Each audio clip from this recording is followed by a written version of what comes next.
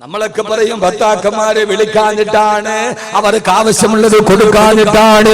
എല്ലാം കൊടുത്ത ഭർത്താവും ഇങ്ങനെ എന്നെ മുമ്പിൽ പൊട്ടിക്കരഞ്ഞിട്ട് പറഞ്ഞു, എന്നിട്ടും അവൾ എന്നെ വിട്ടിട്ട് ഇറങ്ങിപ്പോയി. സ്ഥാനേ എന്റെ പ്രിയപ്പെട്ട സഹോദരങ്ങളെ, സഹോദരിമാരെ, അതുകൊണ്ട് എനിക്ക് നിങ്ങളോട് പറയാനുള്ളത്, എല്ലാം നഷ്ടപ്പെട്ട് ഭർത്താവിനെ വിട്ടിട്ട് ഇറങ്ങിപ്പോകുന്ന ഭാര്യമാരുടെ, മാതാപിതാക്കളെ വിട്ടിട്ട് ഇറങ്ങിപ്പോകുന്ന ഓരോ കഥ കേൾക്കുമ്പോ അല്ലാഹു നമ്മുടെ ഭാര്യമാരെ സാലിഹാത്തുകളാക്കി തരട്ടെ.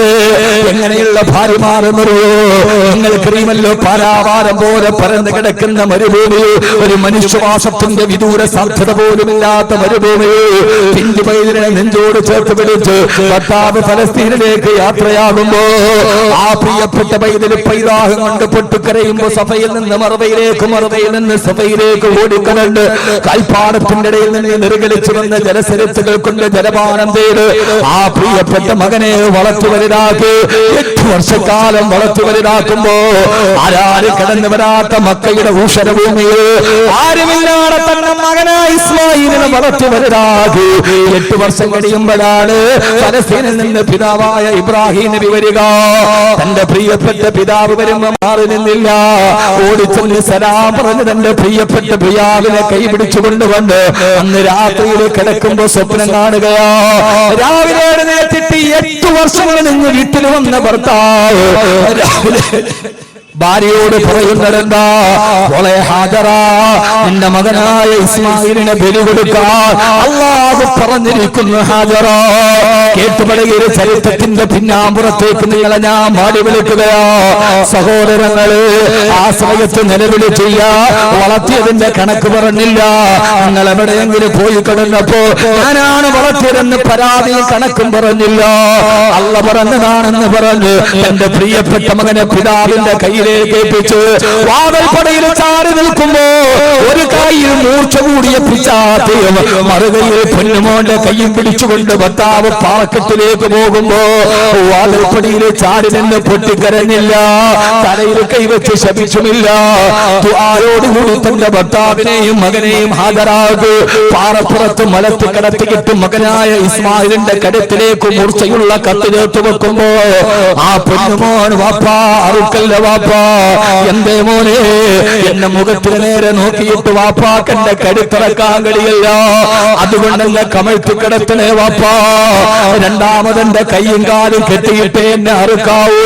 എന്തേ മോനെ, എന്റെ കരുത്തിറത്ത് എന്റെ ശരീരത്തിൽ നിന്ന് രക്തം ചീറ്റിച്ചെടുക്കുമ്പോ വാപ്പാടെ പൊന്നുമോൻ ഉപ്പാന്റെ മുന്നിൽ കിടന്ന് കൈകാലിട്ടടിച്ച് പിടയുമ്പോ എന്റെ ഉപ്പാക്ക് പിന്നെ പൂർണ്ണമായും തറുക്കാൻ കഴിയില്ല. ഉപ്പാ, പാതി വഴിയിൽ എന്റെ കരച്ചിലും പിടച്ചിലും കണ്ടിട്ട് വാപ്പയെങ്ങാനും ഇതിൽ നിന്ന് പിന്മാറിയാൽ എനിക്കും ഉപ്പാക്കും ഉമ്മാക്കും സ്വർഗത്തിലെത്താ കഴിയില്ലല്ലോ ഉപ്പാ.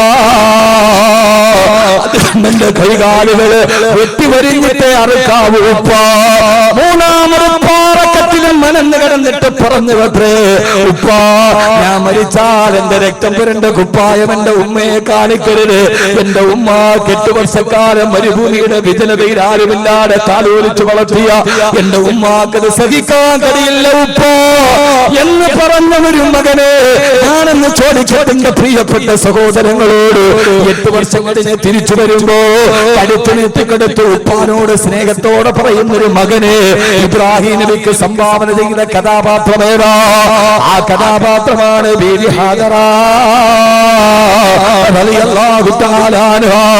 മരുഭൂമിയിൽ നിന്നുകൊണ്ട് മകനെ വളർത്തുമ്പോ ഓരോ സമയത്തും ഭക്ഷണം വിളമ്പി കൊടുക്കുമ്പോ, പൊന്നുമോനെ ഇസ്മായില്, നിന്റെ വാപ്പയായ ഇബ്രാഹിം ഫലസ്തീനിലേക്ക് പോയത് നമ്മളെ ഇട്ടേച്ച് പോയതല്ല, അല്ലാഹുവിന്റെ തൃപ്തിക്ക് വേണ്ടി പോയതാണ്, പടച്ചറപ്പിന്റെ ദീനിന് വേണ്ടി പോയതാണ്. അതുകൊണ്ട് ഉപ്പാനെ വെറുക്കല്ല മോനെ എന്ന് പറഞ്ഞു വാപ്പയുടെ അഭാവത്തില്, വാപ്പയില്ലാത്ത സമയത്ത് മക്കളോട് വാപ്പയുടെ ത്യാഗത്തിന്റെ കഥകൾ പറഞ്ഞു കൊടുക്കുന്ന ഒരു ഹാജറയായ ഭാര്യയെ നമുക്ക് കിട്ടിയാലല്ലാതെ നമ്മൾ വീട്ടിലില്ലാത്ത സമയത്ത് 3 നേരം മക്കൾക്ക് ഭക്ഷണം വിളമ്പി കൊടുക്കുമ്പോ, പൊന്നുമോനെ, നിന്റെ വാപ്പ സൗദി അറേബ്യയിൽ കിടന്ന് ഈ പൊലിവയിലത്തെ കഷ്ടപ്പെട്ടുണ്ടാക്കിയ അയച്ചു തരുന്ന പൈസയാണ് നമ്മുടെ മുമ്പിൽ ആഹാരമായിട്ട് നിൽക്കുന്നത്. നിന്റെ വാപ്പ കടുവാപ്പള്ളിയിലും മത്തി കച്ചവടം നടത്തി രാവിലെ മുതൽ വൈകുന്നേരം വരെ നടുറോഡിൽ നിന്നിട്ട് മീൻ കച്ചവടം നടത്തി രാവിലെ മുതൽ വൈകുന്നേരം വരെ കട തുറന്നു വെച്ച് ഒരു നേരത്തെ ഭക്ഷണത്തിന് വേണ്ടി കഷ്ടപ്പെട്ട് നിന്റെ വാപ്പ ഏറ്റവും ചെറിയ ശമ്പളത്തിലും ജോലി ചെയ്ത് കിട്ടുന്ന പൈസയാണ് മക്കള്. നമ്മുടെ വാപ്പ കഷ്ടപ്പെട്ട പൈസയാണ് ഈ തരുന്ന ആഹാരമെന്ന് 3 നേരം ഭക്ഷണം കൊടുക്കുമ്പോ ആ സമയത്ത് പ്രിയപ്പെട്ട ഭർത്താവിന്റെ പ്രിയപ്പെട്ട ഉപ്പാന്റെ ത്യാഗത്തിന്റെ കഥ പറഞ്ഞു കൊടുത്ത് മക്കളെ വളർത്തുന്ന ഒരു ഹാദറക്കല്ലാതെ നമ്മുടെ സ്വർഗത്തിലേക്ക് നമ്മുടെ ഭാര്യയായി വരാൻ കഴിയില്ലെങ്കിൽ എന്റെ പ്രിയപ്പെട്ട സഹോദരാ, എന്റെ പ്രിയപ്പെട്ട സഹോദരാ, അല്ലാഹു നമ്മുടെ ഭാര്യമാരെ ഹാജരാക്കി തരട്ടെ, ഹാജരാക്കി തരട്ടെ. അതുകൊണ്ടാണ് അല്ലാഹുവിന്റെ റസൂൽ നബി മുഹമ്മദ് മുസ്തഫ സല്ലല്ലാഹു അലൈഹി വസല്ലം പറഞ്ഞത്, ഇയ്യാകും വഹലറാഉദ്ദമി, നിങ്ങളെയും ഹലറാഉദ്ദമിനെയും നിങ്ങൾ സൂക്ഷിച്ചുകൊള്ളണേ. സഹാബത്ത് ചോദിച്ചു, നബിയേ മാ ഹലറാഉദ്ദമി യാ റസൂലല്ലാഹ്, ഹലറാഉദ്ദമ ആരാണ് നബിയേ? അല്ലാഹു നമ്മുടെ ഭാര്യമാരെ ഹാജരാക്കി തരട്ടെ. വാപ്പയില്ലാത്ത സമയത്ത് സമയം നമുക്ക് പോകാൻ തരത്തിണ്ടോ? ഇല്ല. അവനാൻ ഇതുകൊണ്ടെങ്കിലും നന്നാവട്ടെ എന്ന് കരുതുന്ന ഒരാശ്വാസത്തിന്റെ വാളാണിത്. ഇനി ഇതൊക്കെ പറഞ്ഞിട്ട് കാര്യമുള്ള സഹോദരങ്ങളെ, തെറ്റ് ചെയ്യരുത് എന്ന് പറയാൻ കഴിയുന്ന ഒരു സാഹചര്യം നമ്മുടെ മുമ്പിലില്ല. വളരെ ഗൗരവമായി ചിന്തിക്കണം. ഞാനൊരു കാലഘട്ടത്തിന്റെ പ്രഭാഷണമാണ് നിർവഹിക്കുന്നത്. നിങ്ങൾ വ്യഭിചരിക്കരുത് എന്ന് പറയാൻ കഴിയുന്ന ഒരു സാഹചര്യം നമ്മുടെ മുമ്പിലില്ല. കാരണം കൈ തൊട്ടാൽ വ്യഭിചാരമാണ്, കണ്ണ് തുറന്നാൽ വ്യഭിചാരമാണ്. നിങ്ങളൊരു അന്യ പെണ്ണിന്റെ മുഖത്ത് നോക്കരുത് എന്ന് പറയാൻ കഴിയുന്ന ഒരു സാഹചര്യമില്ല. കാരണം എഞ്ചിനീയറിംഗിന് പഠിക്കുന്ന മോളുടെ കൂടെ അവന്റെ കൂടെ പഠിക്കുന്ന ഒരു കുട്ടി വന്ന് ഒരു ബൈക്കിൽ ഇറങ്ങിയാലും വാപ്പാക്കും ഉമ്മാക്കും അതിൽ തെറ്റായിട്ട് തോന്നാറില്ല. മോൾ എഞ്ചിനീയറിംഗിന് പഠിക്കുക, 10ാം ക്ലാസ്സിൽ പഠിക്കുന്ന മോൾ ആ കൂടെ പഠിക്കുന്ന ഒരു കൂട്ടുകാരന്റെ ബൈക്കിൽ വന്നിറങ്ങി. അപ്പോഴും ഉമ്മയും വാപ്പയും പറയുന്നത് അവര് ക്ലാസ്മേറ്റ്സ് അല്ലേ എന്ന്. അതെന്താ? അവന് കാള മത്സരത്തിൽ കൊണ്ടാകാൻ വേണ്ടി ചണ്ടത്തം വന്ന മൂരിക്കളയാൻ ഒന്നും സംഭവിക്കാതിരിക്കുക. എത്ര ലാഘവത്വത്തോടെ, ഞാൻ ചില സമയത്ത് ചില ഭാഷ പറഞ്ഞാൽ നമുക്ക് ഇഷ്ടപ്പെടണമെന്നില്ല, എത്ര ലാഘവത്വത്തോടെ നമ്മൾ കാണുക. എന്നിട്ട് എന്തേലും ആയാൽ പിന്നെ കൊണ്ട് പള്ളിക്കുട്ടി പൈസ ഇട്ടിട്ട് കാര്യമില്ല. നമ്മൾ നോക്കേണ്ട കാര്യം ഉണ്ടാകണ്ടേ, ആദ്യം നമ്മുടെ ഭാര്യ ഹാജരാവണം. അള്ളാഹു അങ്ങനെ ആക്കി തരട്ടെ. വാപ്പ ഇല്ലാത്ത സമയത്ത് മക്കളെ ഒരു പെൻസിൽ കടിച്ചു കളയുമ്പോൾ പോലും മക്കളെ ഇത് വാപ്പയുടെ വിയർപ്പിന്റേതാണ് എന്ന് വാപ്പ ഇല്ലാത്ത സമയത്ത് വാപ്പയുടെ ത്യാഗത്തെക്കുറിച്ചും മക്കളോട് പറഞ്ഞു കൊടുത്തു വളർത്തിക്കൊണ്ടുവരുന്ന ഒരു ഭാര്യയ്ക്ക് ഒരു നല്ല കുടുംബത്തെ സംവിധാനിക്കാൻ കഴിയും. അല്ലാതെ അയാൾ പോട്ടെ നമുക്ക് ആസ്വദിക്കാമെന്നൊക്കെ ഇന്ന് മിക്കവാറും പ്രവാസികളുടെ കുടുംബത്തിനെ പറ്റി അബദ്ധം ഇതാണ്. പ്രവാസ ലോകത്ത് കഷ്ടപ്പെടുന്നവന് എന്താ പ്രവാസി എന്നറിയോ? 1000 റിയാൽ നാട്ടിലേക്ക് അയക്കാൻ വേണ്ടി പോക്കറ്റിൽ വെച്ചിട്ട് അവൻ ഇറങ്ങി നടക്കാൻ നേരത്ത് എക്സ്ചേഞ്ചിലേക്ക് പോകാൻ അയക്കാൻ ടാക്സിക്ക് കൈ നീട്ടും. എത്ര റുപ്യ? 10 റിയാൽ, 10 റിയാൽ. അപ്പൊ വിചാരിക്കുമ്പോഴേ 10 റിയാൽ ടാക്സിക്കാരന് കൊടുത്താൽ പിന്നെ 990 റിയാല് നാട്ടിലേക്ക് അയക്കാൻ പറ്റൂ എന്ന് വിചാരിച്ചിട്ട് ആ പച്ചപ്പാവം 10 റിയാൽ വാഹനത്തിൽ സഞ്ചരിക്കേണ്ട ദൂരം അവൻ പൊരിവെയിലത്ത് റോഡിലൂടെ സഞ്ചരിക്കും. അപ്പുറം പോയി ലുലു എക്സ്ചേഞ്ചിൽ പോയി 1000 റിയാൽ തികച്ചവൻ വിചാരിക്കും 10 റിയാൽ ടാക്സി കൊടുത്താൽ ആ 10 റിയാൽ കൊണ്ട് മോളുടെ 1 മാസത്തെ ഫീസ് കൊടുക്കാം. പാവപ്പെട്ടവൻ 1000 റിയാൽ തികച്ചയക്കും. നടന്നു ചെന്നിട്ട് ഭാര്യയെ വിളിച്ചിട്ട് പറയും 1000 റിയാൽ അയച്ചിട്ടുണ്ട്, ബാങ്കിൽ പോയി മേടിച്ചോളീൻ.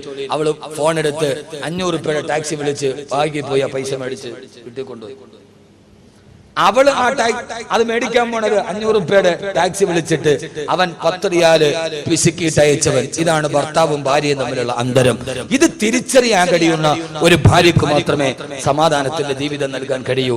അതുകൊണ്ടാണ് ഹബീബായ നബി മുഹമ്മദ് മുസ്തഫ സല്ലല്ലാഹു അലൈഹി വസല്ലം പറഞ്ഞത്, ഇയ്യാകും വഹലറാഉദ്ദമി, നിങ്ങളെയും ഹലറാഉദ്ദമിനെയും നിങ്ങൾ സൂക്ഷിച്ചു കൊള്ളണേ. എന്താ ഹലറാഉദ്ദം അറിയില്ല? എന്താ ഹലറാഉദ്ദം? അല്ലാഹു മനസ്സിലാക്കാനുള്ള ബോധം നൽകട്ടെ. ഞാൻ ആ വിഷയം കൂടെ പറഞ്ഞ അവസാനം 2 മണിക്കൂർ ആവാറായി. അള്ളാഹു സ്വീകരിക്കട്ടെ. ഈ കേൾക്കുന്നത് പ്രയോജനമുണ്ടാകണം. വളരെ പ്രധാനപ്പെട്ട ചില കാര്യങ്ങൾ പറയാറുണ്ട്. ഏതാണ് ഹലറാഉദ്ദം? കല്യാണം കഴിക്കാത്ത ആളുകളൊക്കെ ഉണ്ടെന്ന് കൈപൊക്കി. കല്യാണം കഴിക്കാത്തവർ, ഇതെന്ത് ശൈശവ വിവാഹം നടക്കുന്ന സ്ഥലമാണ്? ഒന്നിനും മീശയില്ല, ഒട്ട് കയ്യും പൊക്കണില്ല. ഒന്ന് പൊക്ക് മനുഷ്യന്മാര്. കല്യാണം കഴിക്കാത്തവര് അൽഹംദുലില്ലാ. കേട്ടോളി, ഞാൻ ഇനി പറയാൻ പോണ കാര്യം കേട്ടോളി. ആദരവായ പ്രവാചകൻ നബി മുഹമ്മദ് മുസ്തഫ സല്ലല്ലാഹു അലൈഹി വസല്ലം പറയുകയാ, ഇയ്യാകും വഹവറാഅദ്മി, നിങ്ങളെയും ഹവറാഅദ്മിനെയും നിങ്ങൾ സൂക്ഷിച്ചുകൊള്ളണം. ആരാണ് നബിയെ ഹവറാഅദ്മി യാ റസൂലല്ലാഹ്? ആരാണ് നബിയെ ഹവറാഅദ്മി എന്ന് പറയുന്നത്? ഹബീബായ നബി തങ്ങൾ മറുപടി പറഞ്ഞു, ഇംറഅത്തുൻ ഹസനാ ഫീ മംബതത്തി സൂ, മോശമായ അവസ്ഥയിൽ ജീവിച്ചു വന്നവർ, സൗന്ദര്യം മാത്രമുള്ള പെണ്ണ, അവർ ജീവിച്ചത് ഏറ്റവും മോശമായ അവസ്ഥയിലാണ്. അവർ ഇതേവരെ സുബഹി നമസ്കരിക്കാത്ത, ദീനിന്റെ ഒരു ശിആറുകളില്ലാത്ത ഒരു വീട്ടിലാണ് അവർ ജീവിച്ചു വന്നത്. അങ്ങനെയുള്ള സാഹചര്യത്തിൽ ജനിച്ച സൗന്ദര്യം മാത്രമുള്ള പെണ്ണിനെ നീ വിവാഹം ചെയ്യരുത്. അവളെ നിന്റെ വീട്ടിലേക്ക് കടന്നു വന്നാൽ അതോടെ നിന്റെ കുടുംബം തകർന്ന് തരിപ്പണമാകും. ആ കുടുംബത്തിൽ പിന്നെ നാളെ സ്വർഗത്തിൽ ഒരുമിക്കാൻ കഴിയില്ലെന്ന് ലോകത്തിന്റെ മുറ്റേ ഹബീബായ നബി മുഹമ്മദ് മുസ്തഫ സല്ലല്ലാഹു അലൈഹി വസല്ലമ. ഞാൻ എന്റെ പ്രസംഗത്തിന്റെ സമാപന പ്രഭാഷണത്തിലോട്ട് കിടക്കുകയാണ്. എന്ത് പറയണം, എവിടെ പറയണമെന്ന് എനിക്കറിയില്ല. നമ്മുടെ മക്കളെയാണ് നാം വളർത്തിക്കൊണ്ടുവരേണ്ടത്. അതുകൊണ്ടാണ് മഹാനായ ഉമർ റളിയല്ലാഹു തആല പാതിരാത്രിയുടെ നിശബ്ദതയിൽ കടന്നു പോകുമ്പോ ഉള്ളിൽ നിന്ന് വർത്തമാനം കേൾക്കുന്നത്, മോളെ പാലിൽ വെള്ളം ചേർക്കുമോളെ? ഇല്ല ഉമ്മ. ഉമർ കാണുമമ്മ?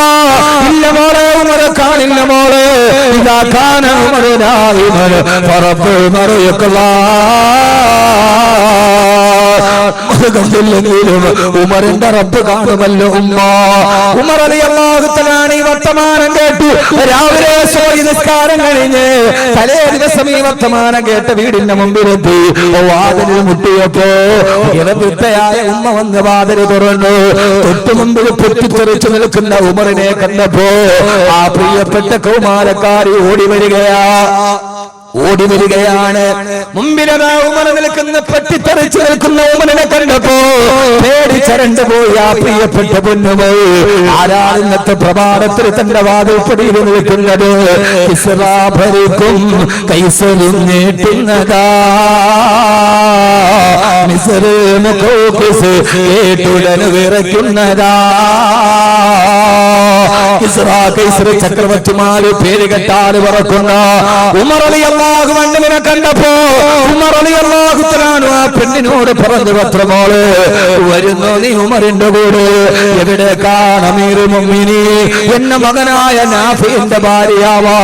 തലേ ദിവസം രാത്രി സമയത്ത് പാലിൽ വെള്ളം ചേർക്കാൻ ഉമ്മ നിർബന്ധിച്ചപ്പോ ആ ഉമ്മയോട് റബ്ബിനെ കുറിച്ച് പേടിപ്പിച്ചു കൊടുത്ത പൊന്നുമോള് തന്റെ മകനായ നാഫി റളിയല്ലാഹു അൻഹുവിനെ ഭാര്യയായി നിശ്ചയിച്ചു കൊടുത്തു. സയ്യിദുനാ ഉമർ ഇബ്നുൽ ഖത്താബ് റളിയല്ലാഹു തആല അൻഹു. കാരണം എന്താ? വളർന്നു വരുന്ന ചെറുപ്പക്കാരുടെ മക്കളുടെ മീശയുടെ വലിപ്പം കണ്ടിട്ട് പെണ്ണിന്റെ കയ്യിൽ കിടക്കുന്ന 200 പവന്റെ സ്വർണത്തിന് വില നിശ്ചയിക്കുന്ന പിതാക്കന്മാരെ, സ്വർണത്തിന് മാനദണ്ഡം നിശ്ചയിക്കുന്ന പണ്ട് കാലത്തുള്ള സ്വർണ്ണക്കടയിലെ ത്രാസ് കണ്ടിട്ടുണ്ടോ? നഖത്തിന്റെ വലിപ്പമുള്ള കട്ടികളാണ് ഇതിൽ തൂക്കാനുള്ളത്. ഇന്ന് നമ്മുടെ ജൂവലറികളിൽ ഇരിക്കുന്ന ത്രാസ് മലഞ്ചരക്ക് കടയിൽ ഒട്ടുപാല് തൂക്കാൻ വെച്ചിരിക്കുന്ന ത്രാസാണ്. കാരണം 20 കിലോ 30 കിലോ സ്വർണ്ണമാണ്. ജൂവലറികളിലും റബ്ബർ ഷീറ്റ് തൂക്കുന്ന ത്രാസുകളെ വെച്ച് 20 കിലോയും 30 കിലോയും ചന്തയിൽ മാത്സര്യ ബുദ്ധിയോടെ കോടികളറിഞ്ഞ് പകട കളിക്കുന്ന സമുദായമേ, നിന്നെ മരുമകളെ തിരഞ്ഞെടുത്തപ്പോ ഉമർ റളിയല്ലാഹു അൻഹുവിനെ അറിയാം. രാത്രിയിൽ റബ്ബിനെ പേടിച്ചിട്ട് പാലിൽ വെള്ളം ചേർക്കാത്ത പെണ്ണ് തന്റെ മകനായ നാഫി വർഷങ്ങളോളം കിടപ്പറയിലേക്ക് വരാതിരുന്നാലും അവൾ തന്റെ മകന്റെ സ്ഥാനത്ത് വേറൊരാൾക്ക് കിടപ്പറയിൽ സ്ഥലം കൊടുക്കില്ല എന്ന് ഉമർ റളിയല്ലാഹു അൻഹുവിനെ നന്നായിട്ടറിയാം. എന്റെ പ്രിയപ്പെട്ട സഹോദരങ്ങളെ, ഈ ഒരു കാലാവസ്ഥയിലേക്ക് നമ്മൾ നടന്നു വന്നാലല്ലാതെ, ഈ ഒരു കുടുംബത്തിന്റെ ബന്ധത്തിലേക്ക് നമ്മൾ കടന്നു വന്നാൽ കഴിഞ്ഞാലല്ലാതെ ഇത് മണ്ണോടെ അവസാനിക്കാനുള്ളതല്ലോ, നാളെ പടച്ചിറപ്പിന്റെ മുമ്പിലേക്ക് വരാനുള്ളതല്ലേ. അല്ലാഹു നമ്മളെ സ്വീകരിക്കുമാറാകട്ടെ. അങ്ങനെയുള്ള പെൺമക്കളെ, അതുകൊണ്ടാണ് പാതിരാ സമയത്ത് വീടുകളിൽ നിന്ന് രഹസ്യകാമകന്മാരെ പിടിക്കപ്പെടുക.